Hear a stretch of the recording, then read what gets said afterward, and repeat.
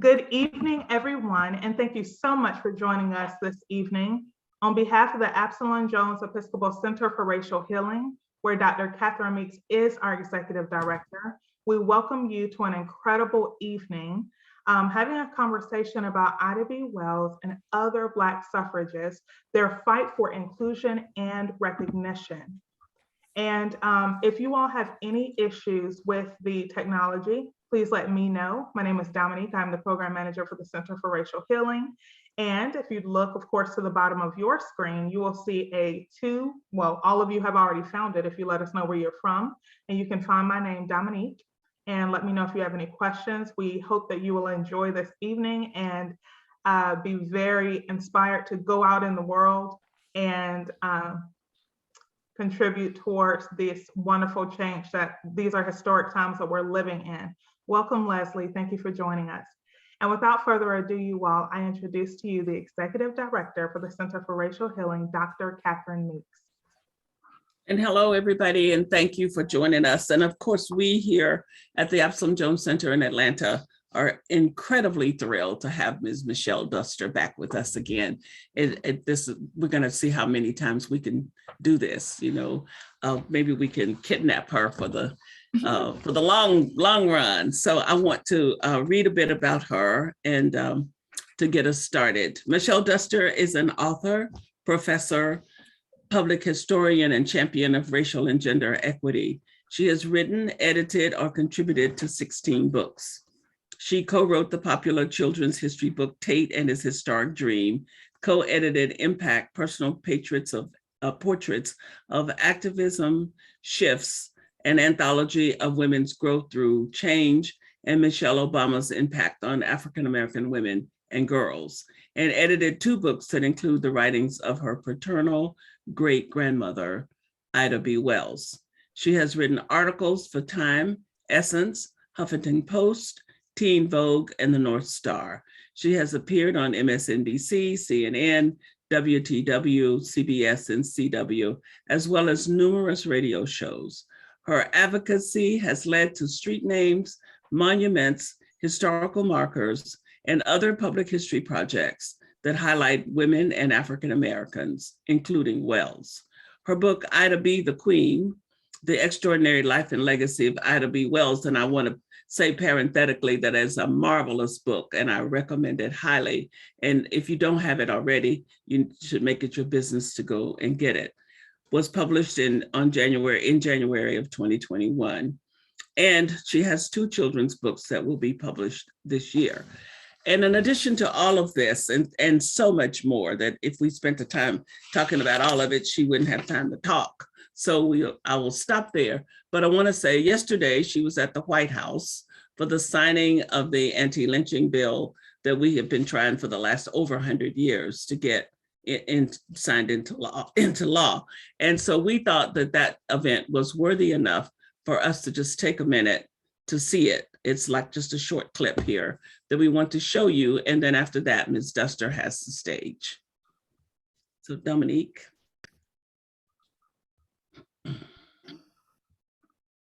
Truth upon the wrongs. That's what all of you have done gathered in this rose garden with this bill and so much more, including Ida B. Wells' great-granddaughter, Michelle Duster, whom I'm honored to introduce to mark this historic day. Michelle, welcome to the White House and welcome to the podium. And as my mother would say, God love you, dear.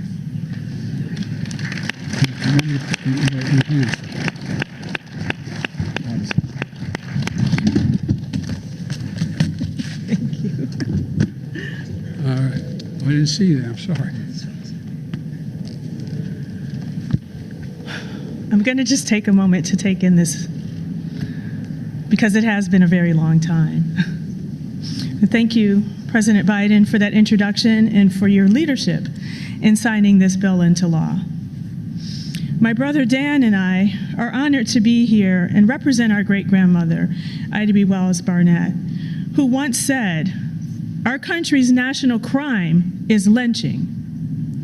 She was born enslaved in 1862, Holly Springs, Mississippi, the same state where 14-year-old Emmett Till was lynched 93 years later.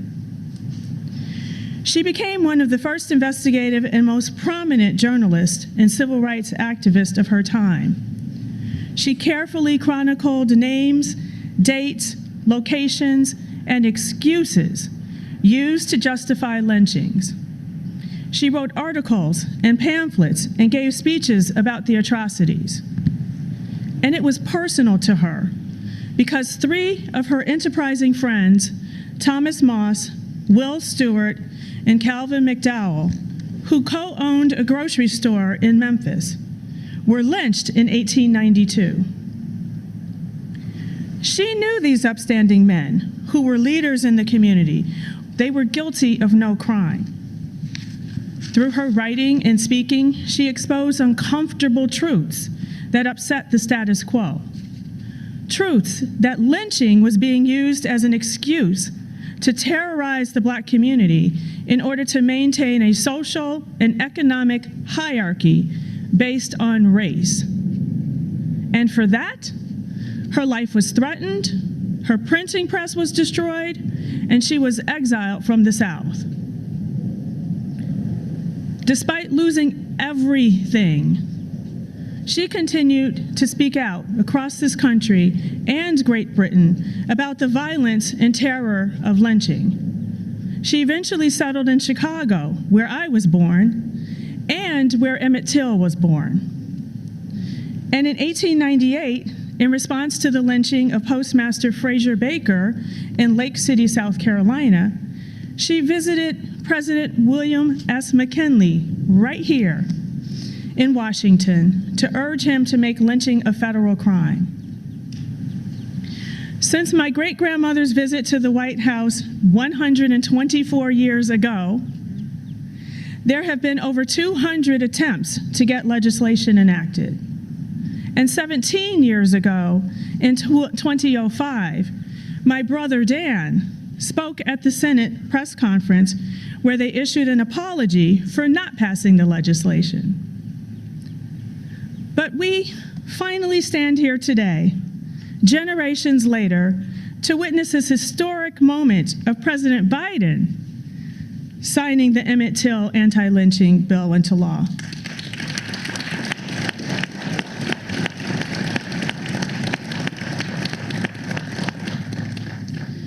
We are here today because of the tenacity of the civil rights leaders and commitment of members of Congress who are here today. And because of someone who was instrumental in this bill when she was a senator, and someone my great-grandmother would especially be proud of. It is my humble honor to introduce the Vice President of the United States, Kamala Harris.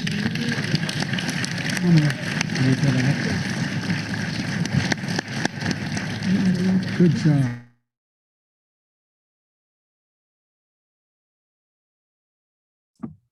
All right, Ms. Duster, the floor is yours and welcome again. Yeah, thank you. I can't believe that was yesterday. It seems like it was like a week ago already.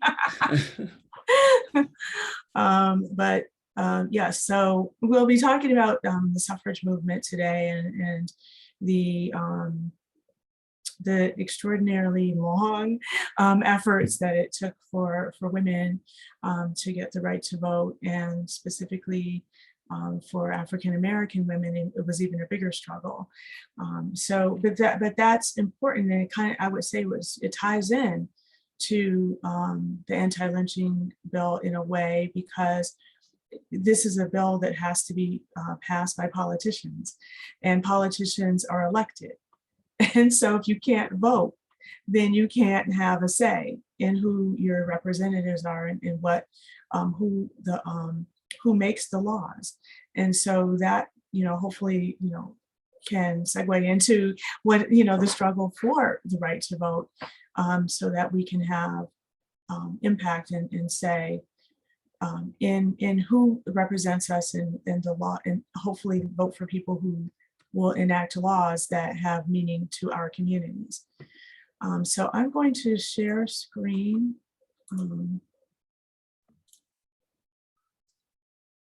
I'll start from the beginning.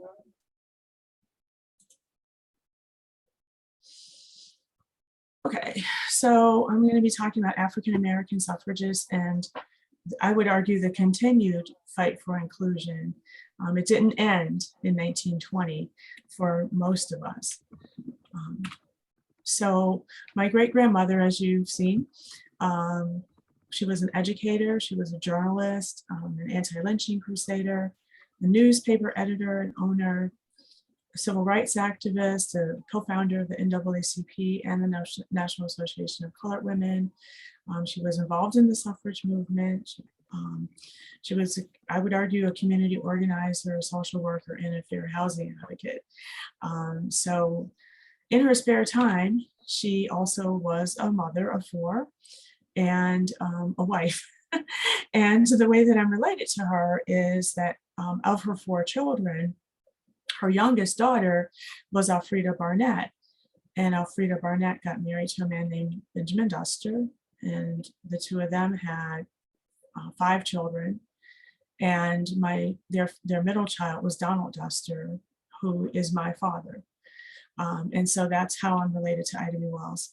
She was my grandmother's mother, my father's grandmother.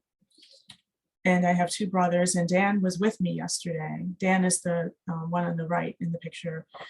He was with me yesterday at the White House. So we've been working on to continue on with what my grandmother started, my great grandmother started over 100 years ago. So when it comes to suffrage organizations, the fight for the suffrage movement started in the mid 1800s, and it was mostly with middle and upper class white women who were part of the abolitionist community. And so they started thinking that in addition to abolition for African Americans who were enslaved, they also needed to fight for women's rights to be included in our democracy.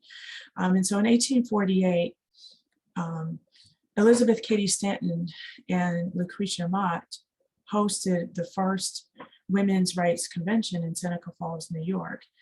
And a lot of people consider that to be sort of the beginning of the suffrage movement. There's arguments about that because there were people organizing before 1848, but it was just a little bit more formalized with this convention in Seneca Falls, New York. And at this convention, they wrote a Declaration of Sentiments, which was sort of, they modeled it after the Declaration of Independence with different sort of ideas of what their rights should be. And so it included 18 different sections of that. And there were 68 women at this convention and 32 men who signed this Declaration of Sentiments. And as far as we know, Frederick Douglass was the only African-American man who attended the meeting. And we still are not sure, we meaning there are a bunch of scholars who are working on this, are not sure if there were any African-American women. We haven't found any documentation of that. So Ms. Duster, excuse me, can you make the slides where the audience can actually read them? Because they're small and people are asking if they can see them. Yes, we see all of them at once as opposed to just a single one. what you want? So you're saying the slide looks too small? Yes, Well, we're seeing all they're of them at once. So if you just stop screen share and try it again, it should pop up correctly.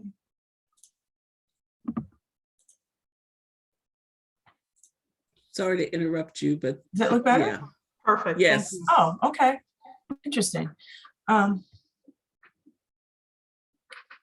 Okay, so in 1850, there was a National Women's Rights Convention in Worcester, Massachusetts. And then again, just a year later, that's when Susan B. Anthony and Elizabeth Cady Stanton met. And that's important to recognize because a lot of people think that Elizabeth Cady Stanton and Susan B. Anthony started the suffrage organizations, but actually they met 3 years after the convention. Okay, so now what's going on? So there were 3 amendments that 3 constitutional amendments that happened after the Civil War. The 13th Amendment was passed in 1865, which abolished slavery. The 14th Amendment was about citizenship. And then in 1870, the 15th Amendment was passed, which gave formerly enslaved African-American men the right to vote. And this is significant because it that sort of divided the abolitionist movement, because white women felt, why should Black men get the right to vote before white women do? And so that divided these women into two different groups. The National Women Suffrage Association, which was headed by Elizabeth Cady Stanton and Susan B. Anthony, and they decided to go after another amendment to the Constitution that would give women the right to vote.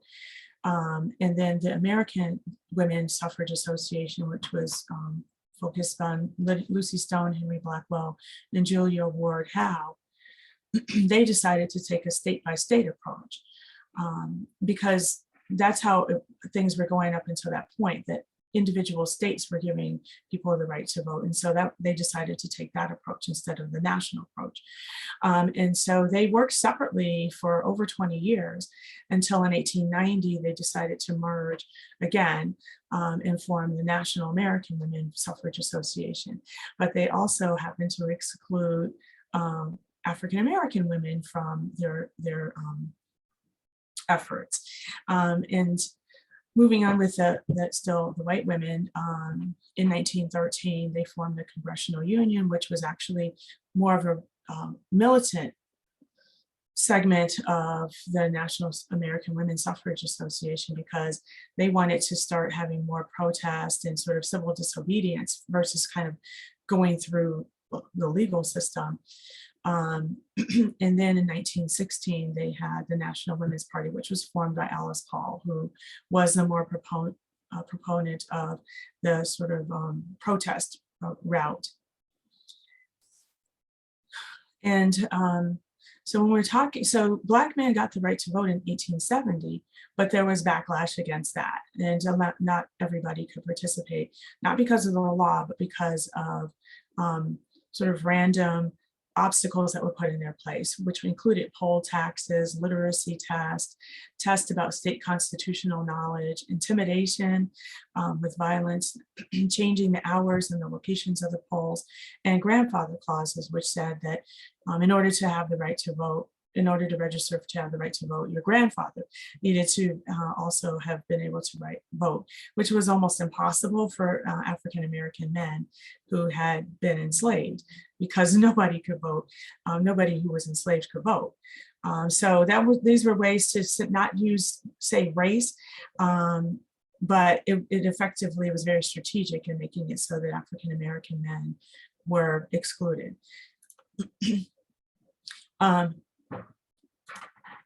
So when it came to Black women, the difference, the route to participating in or the right to vote was that Black women came out of the sort of the church movement, the African Methodist Episcopal Church specifically.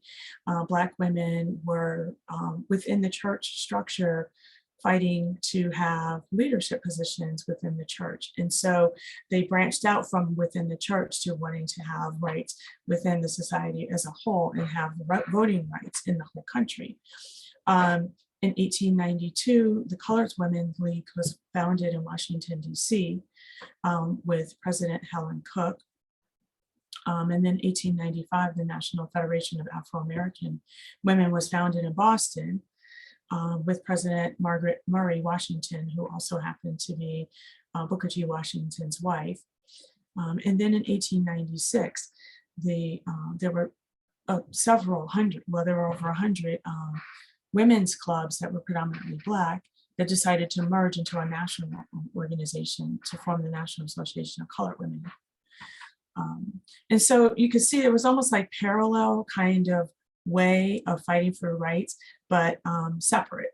So white women were more about, they came out of the abolitionist movement, and Black women came more out of the church.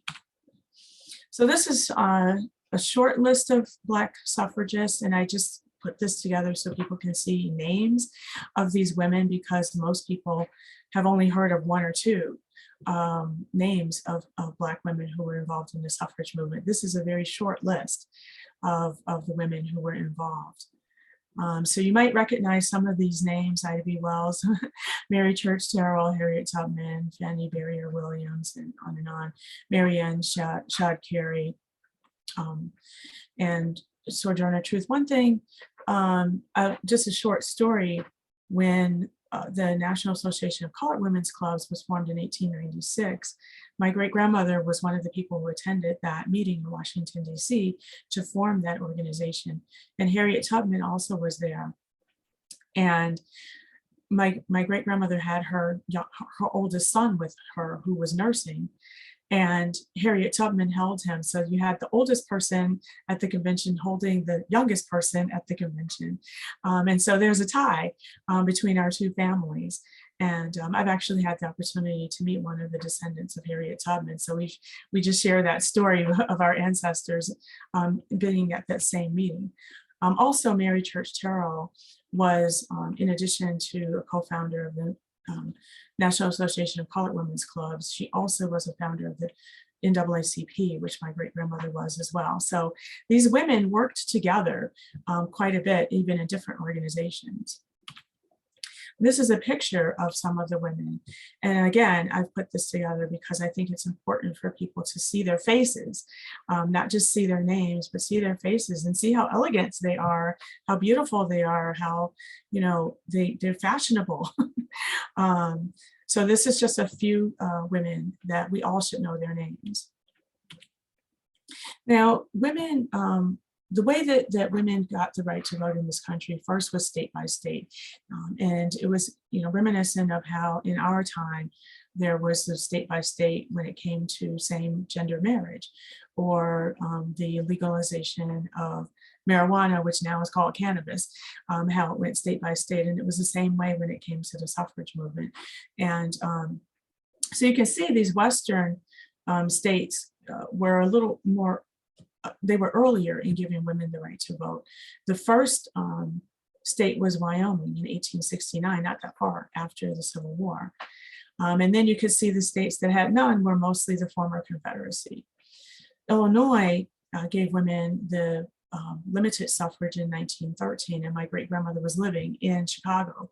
So she got the right to vote earlier than women in some other parts of the country. And that's how she formed the Alpha Suffrage Club that same year.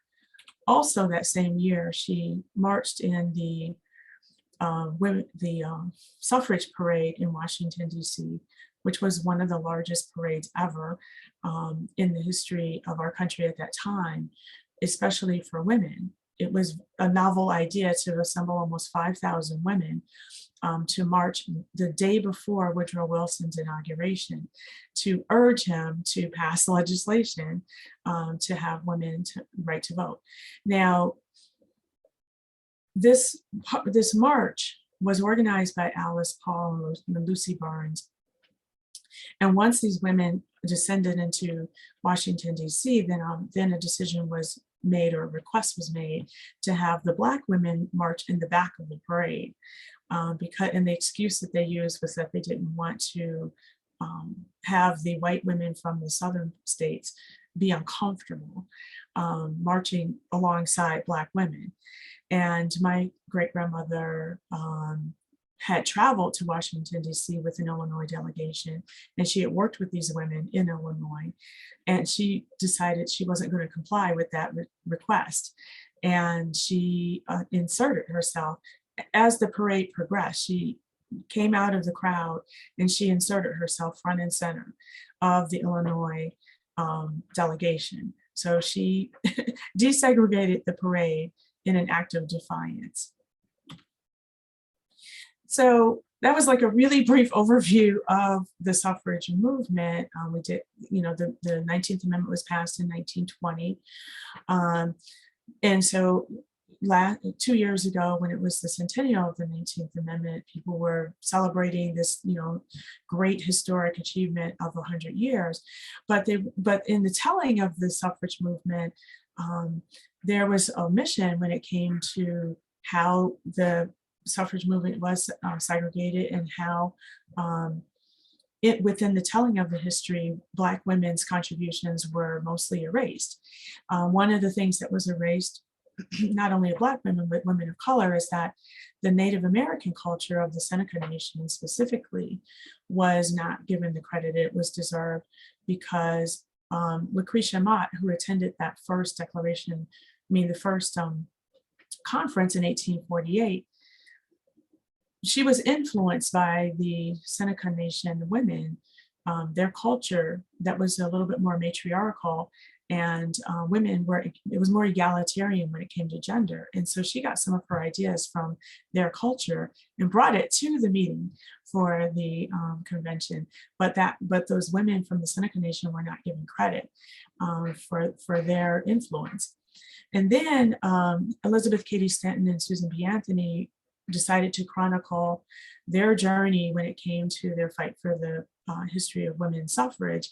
They created several volumes of history and mostly omitted the contributions of women of colors. So it made it so it was like an all-white thing. And unfortunately, that has repercussions, because if people use that text, the history of women's suffrage, for a source when they are studying the suffrage movement, then they won't learn about the contributions of women of color. And then, like I said, there was a lack of acknowledgement to some extent when it came to the centennial of the contributions of African American women. So we're still fighting to be included. So when it comes to making monuments, to recognize the struggle for the suffrage movement, there was a monument created by Adelaide Johnson shortly after the 19th Amendment was passed. And she depicted Elizabeth Cady Stanton, Susan B. Anthony, and Lucretia Mott, only 3 women, and all white. And then she left a 4th mound unfinished to symbolize that the struggle continues. It was donated to Congress and then promptly put into the rotunda in 1921. And it was kept in a crypt until 1997.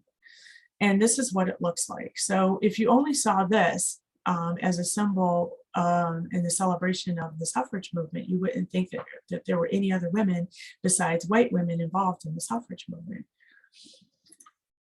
So this is the chronology of how most women actually got the right to vote.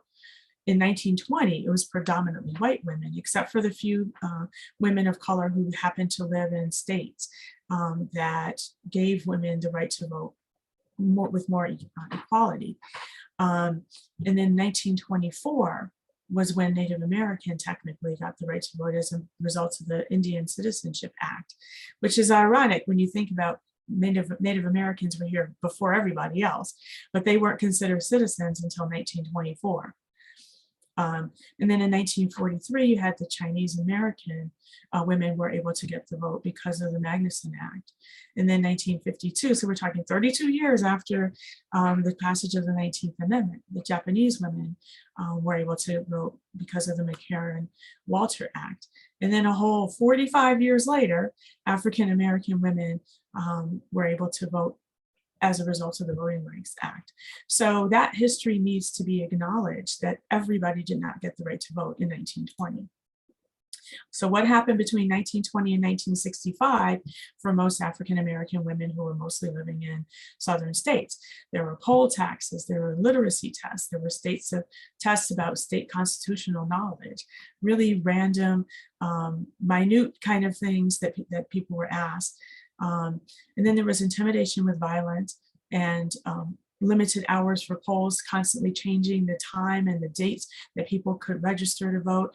And it was just creating confusion, and it made it so that most people really didn't have the opportunity to vote. So again, when we're telling this history, women are mostly omitted. Only 3 to 30% of the information that are in textbooks today focus on any women. So definitely women of color are very much underrepresented. Less than 10% of the statues that are in this country actually honor real women.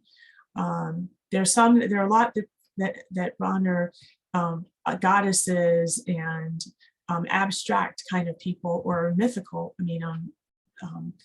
people that don't exist, like Bewitched. And here in Chicago, there's Dorothy from the Wizard of Oz. So you have these fictional people that are represented, but not even real people. And then less than 3% of the national monuments in our country honor women. So there's just an erasure when it comes to women in general. And then when it comes to within those representations, very, very few are women of color.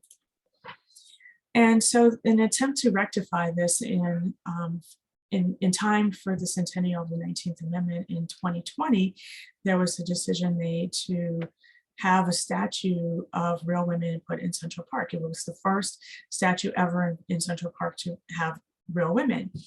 And so,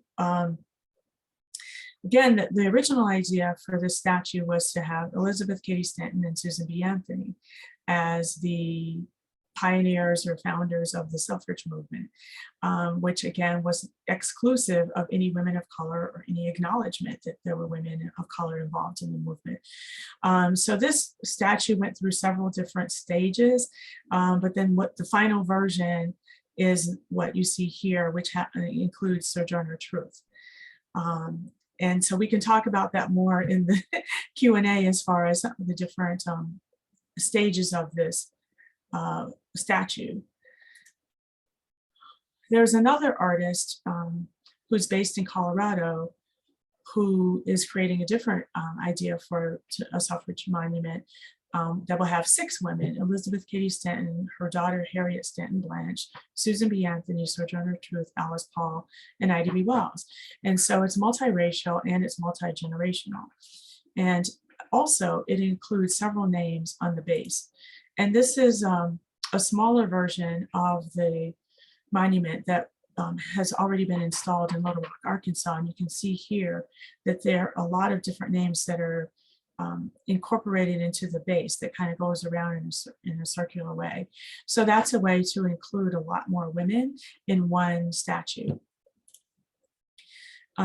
I am in Chicago, and I've been involved in several public history projects that help people remember my ancestor, Ida B. Wells. We installed a national monument last year, which is depicted here. It's 35 feet tall, and you can see it has 3 major pillars, and it has plaques in the interior part of the pillars. We also had a major street renamed to Ida B. Wells Drive, and then an honorary street, Ida B. Wells Way, and then marker to remember the Ida B. Wells homes. And then there's a suffrage mural and suffrage markers. So there's a trail, Votes for Women trail, that's being installed around this country. Over 2,000 markers are being put up around the country to recognize places that are associated with the suffrage movement.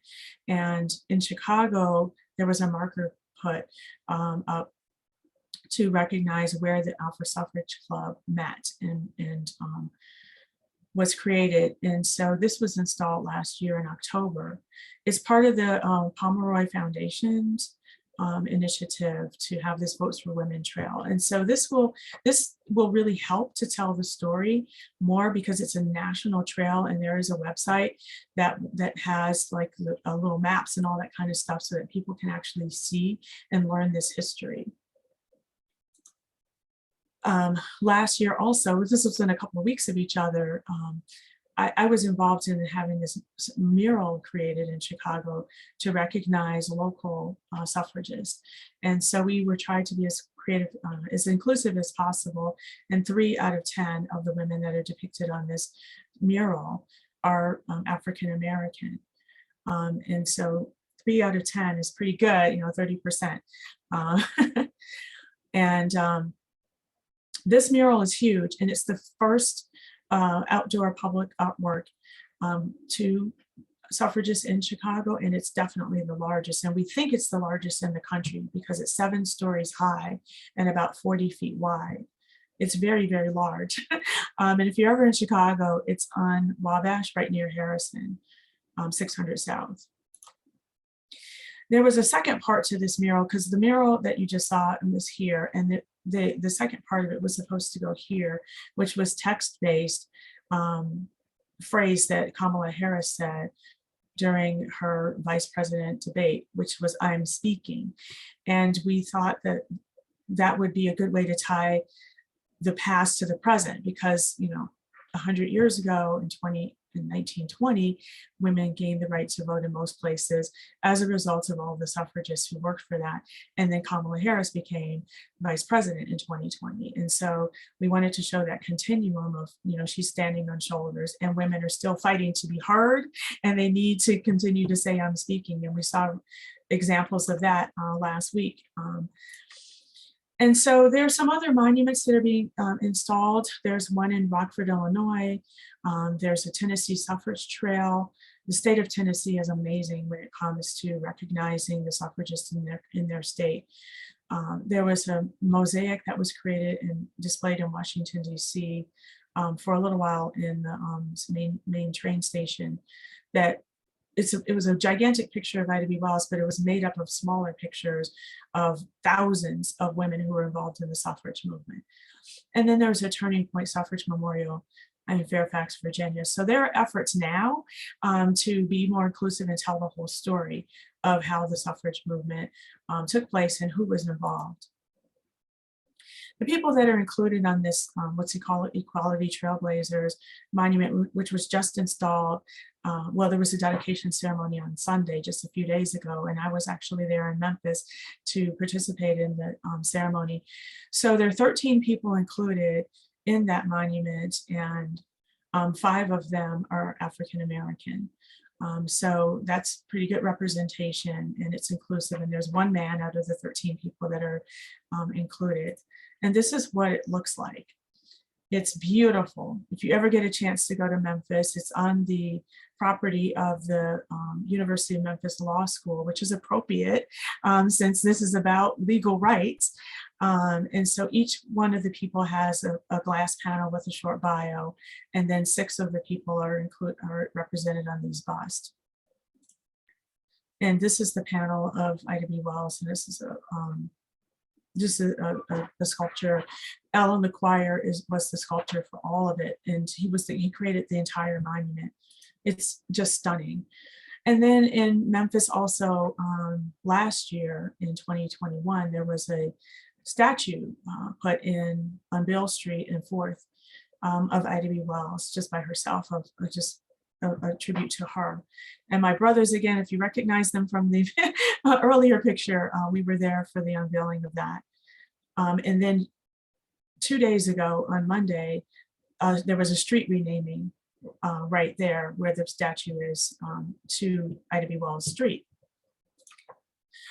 So what are the current tactics? We're not done yet with this struggle. As we all know, there are different states around the country that are trying to implement more restrictions on voting, including requiring IDs to vote, to limit early voting, to limit who can pick up and return a voter's ballot, they're barring people who have felonies from voting, which has been that case for a while. But there was one state that tried to overturn that, and then it was and then they switched it back. So even with efforts to make it possible for people who paid their debt to society to now be to reintegrate and participate in our democracy, their efforts to make that impossible. And there were also, what people could consider polling tax, right? Because they're like, okay, well, you have a felony, you're out, you've been released from prison, so then you can vote. But then it's like, but then you have to pay a fine. So that's reminiscent of polling taxes. And then this just confusion when it comes to changing hours and locations of polling stations. And I'm sure we can get into conversations about, what does that mean when it comes to people who have, shift work or things like that, which is disproportionately represented by people of color. And then, banning large groups of people from voting together and the stroll to the polls. And so we're just seeing all these efforts to kind of roll back the rights that people have enjoyed for the past 60 years or so. So I have tried to capture some of this history in books that I have written. And so you can pick them up whenever you get a chance. And this is something that people can learn at a very young age. Here's the little girl who has the children's book. So hopefully we all can teach the young people about our history, and through a Barbie doll. So just to conclude with my great-grandmother's quote of the way to right wrongs is to turn the light of truth upon them. And so, part of that with all of us is to make sure that people know the truth, and to continue fighting in order to make sure that we all, can participate in our democracy. So thank you. I'll stop sharing. Thank you, Thank you Ms. so Duster, much. so much. And while we're waiting for people to decide if they have questions to ask you, I want to say again how much I appreciate the work that you and your family have done to make sure that your grandmother gets proper representation, because if you hadn't done a lot of what you've done, we wouldn't know all that we know about her. And I just think it's so wonderful. And I've said this before when we've been together, I deeply appreciate the integrity of your own scholarship and your own following your path. It's separate from your great-grandmother, and being the person and scholar that you are. It is just such a delight. And I always look forward to where can we find another chance to invite Michelle Duster to come and do something with us, because we can always know that we're going to get a very thorough talk, whatever the topic. And we all love Ida B. Wells a lot. And I just was thrilled to see the doll. When I first saw it, it didn't look as good. It was a picture. And then someone sent it to me as a get well present. And when I got it, I was just in tears because it's very lovely. And that she has the newspaper in her hand was even more of a reason to be delighted to have it. So I don't know how all of that has come about. I hope your foundation is benefiting from the Barbie doll or somebody in some way, because I think that's really a wonderful thing for little girls and boys, for that matter, to get to see this representation of this woman that we don't need to ever lose sight of. So thank you so much for all that you do and have done. Oh, thank you. I appreciate that. It has been a journey. My great-grandmother died in 1931, so 91 years ago. And I'm the third generation after her who has really worked hard to make sure that, she's not lost in history, because I might be speaking to the choir when it comes to how certain people love to kind of minimize who we are and what we've done, and just the marginalization and straight up erasure, in addition to appropriating some of our work and taking credit for it. And so it's a battle to be recognized and given credit for what we do and what we have done.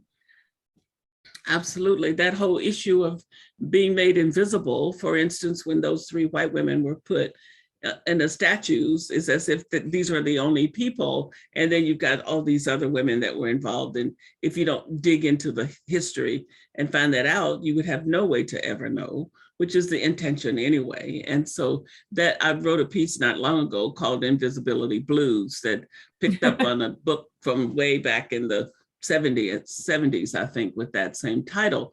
But we are just as much struggling with invisibility blues in the 21st century as ever. It's just taken some different shapes, and there's some different ways it manifests itself, but we still have that struggle so much. So you're absolutely right about that. So Dominique, do we have any questions yet from the audience? Yes, we have several of them. And so the first question, Ms. Duster, is thank you so much for this very informative and interesting presentation. So easy to follow and understand. How do we get this in front of children is the question. I mean, there, like I said, there are people who more currently, who are very doing work when I say people, I'm mostly talking about scholars who are doing work that I know, I mean, I'm interacting with these people who are determined to create work that makes this information more accessible.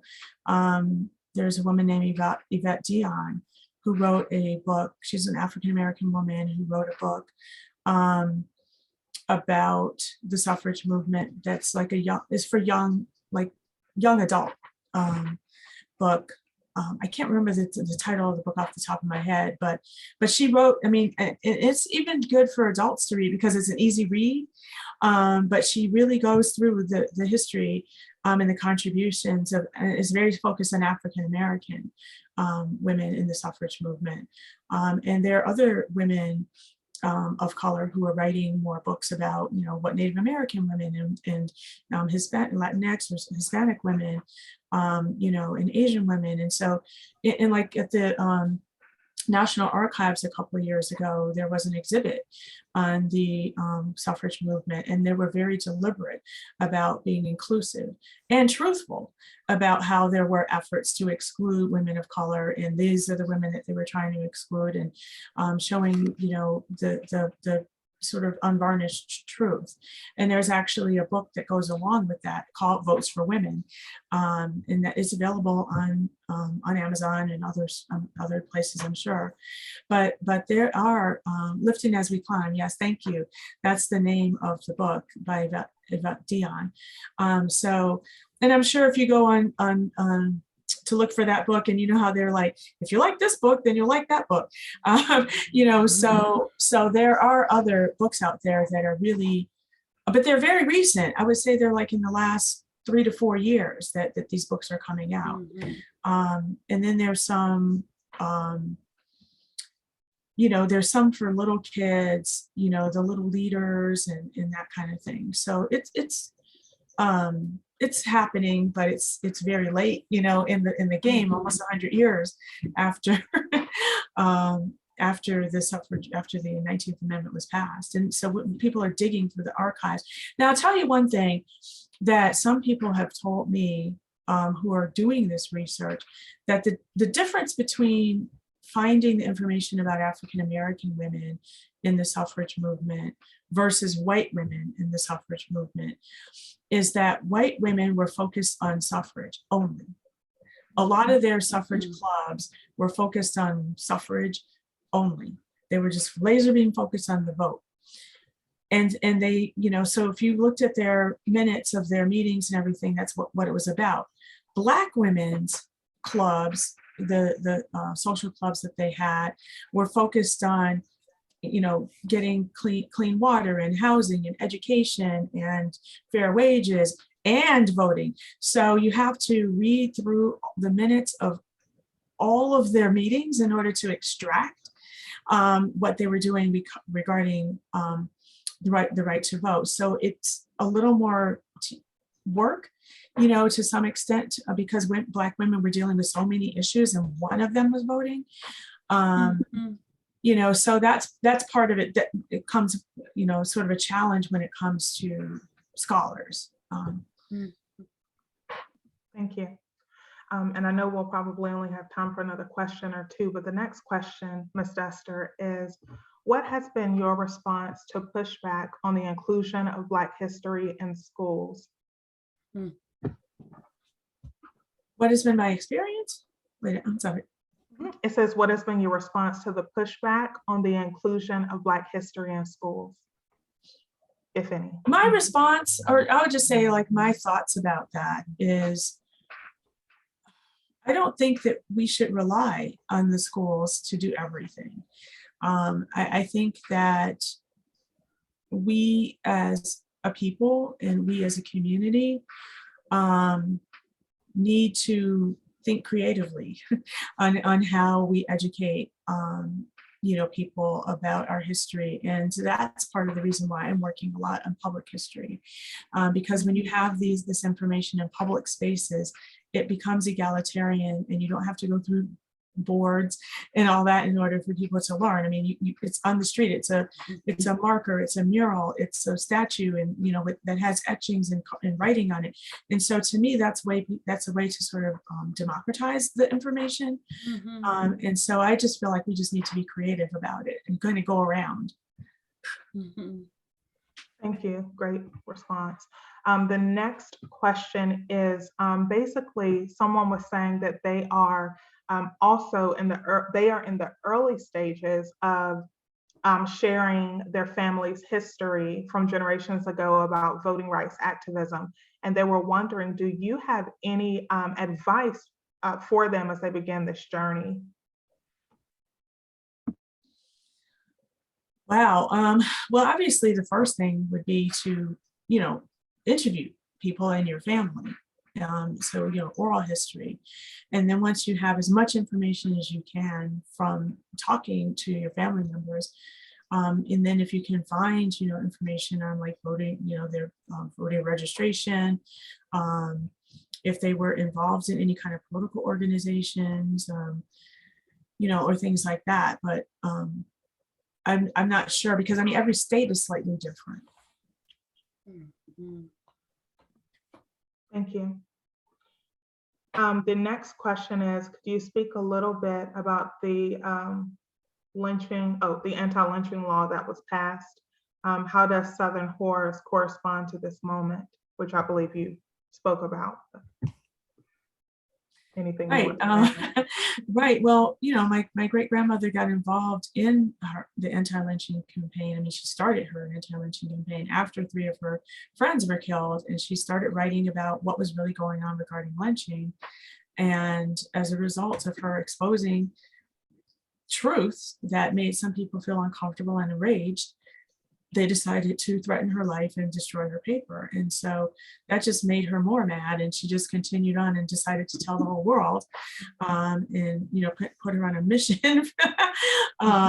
And she, she was so vocal about it. And luckily, I mean, she was a journalist, and so she could use her voice through the newspapers to tell the real stories. And she chronicled things, and she published her own pamphlets that we today, can use as first-hand sources of what was happening.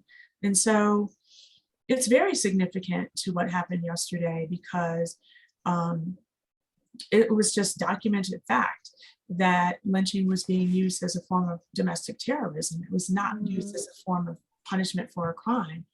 And, most of the lynchings went unpunished. And so she was living during a time of mob rule. I mean, it was just absolute lawlessness. And we need to have laws, that protect everybody, not just some people. Very good. Thank you very much. And then the next question says, I actually learned about your grandfather in my research on Ida B. Wells. Has there been any attempts to showcase their relationship and how they supported each other, if applicable? My great-grandfather, Ferdinand Barnett, he was an attorney, and he also was the first, he founded the first Black newspaper in Chicago. So he was, he was a civil rights activist in his own way. And he's overshadowed by my great-grandmother, but they were very much a team.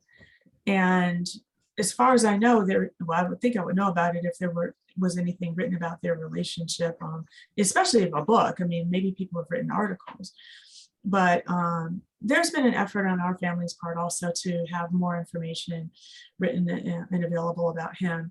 So far, not a book, but we're writing articles and entries in encyclopedias, so that he's a little bit more well-known than just Ida's husband. Thank you very much. And the last question that we have here is, this person says their life's work is to encourage white people to break the silence concerning their ancestors' sins and crimes against African Americans.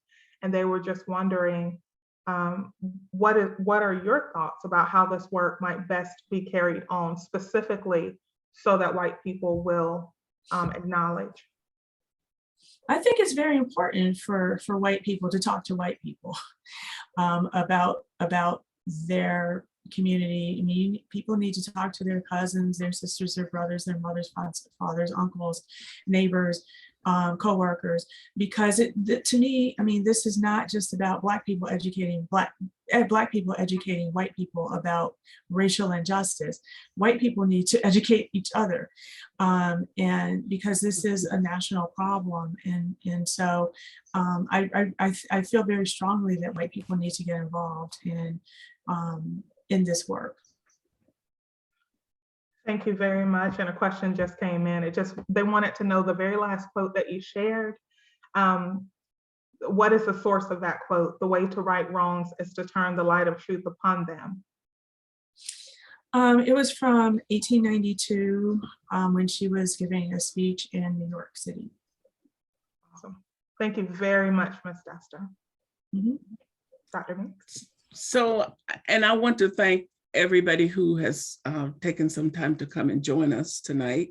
And you will be getting a recording of this marvelous presentation and conversation with Ms. Duster. And I would really ask you to share it with people, you know, to even maybe get people to come to your house and watch it with you and talk about it, because I think that in keeping with the spirit of all of us need to take responsibility for the process of awakening and the processes of trying to share the truth in ways to create a different set of narratives in this country.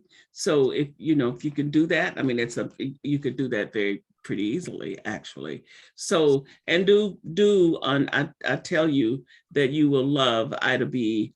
The Queen. I have just so enjoyed that book, Ms. Duster, and I keep giving it to people because it's just so delightful. And then my book that I co-authored with Reverend Nib Stroop, who's on this call, Ida B. Wells, Passionate for Justice, Ida B. Wells, A Prophet for Our Time, I would recommend as well, because we tried to talk about the necessity for us to pay attention to this courage and spirit that the legacy of courage and the spirit that she has left for us to step into, to engage in and with. And God knows we need to do it for the sake of the planet. It was such a delight to have you here again with us, and especially to be able to see you at the White House yesterday. It makes us so proud to know you and to know of your continued undying devotion to spreading the truth. So thank you, and please call upon us anytime that we can do anything to be helpful. Oh, thank you. I appreciate all that you're doing too. I mean, we're all a community, and it takes a village to Absolutely. And everyone, thank you again for joining us, and continue to try to be people who try to be a half a shade braver every day. Good night. Thank you.